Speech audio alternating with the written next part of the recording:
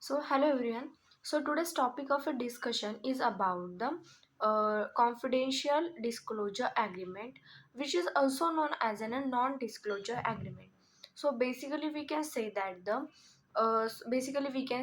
confidential disclosure agreement, it is an agreement or a contract between the sponsor about the study and the institution that governs the access and the use of the confidential informations, which includes the study protocol and the other proprietary business or the scientific information which are basically needed for the conduction of the clinical trial. So it is a simply we can say that it is a confidential type of a agreement or a document that would be connect the sponsor and the entire organization, or we can say that it is a proper assessment in between the CROs and the sponsor, that is a clinical research organization. Here after starting we at the start we already discussed that is a CDA is also known as a non-disclosure agreement, that is a NDA. Which is officially which is signed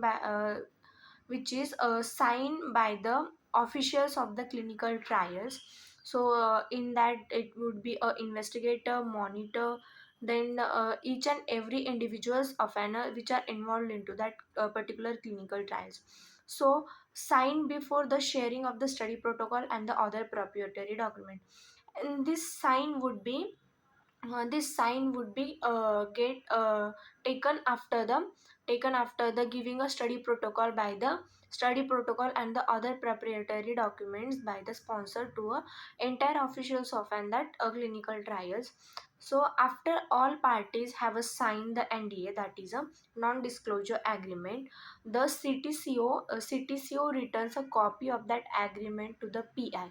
That means after sign of the all the members or the all the officials of that trials, this non-disclosure agreement will be submitted to the CTCO, and that copy of agreement again submitted to the PI, that means the principal investigator of the trial, with the instruction on how to initiate the clinical study setup process.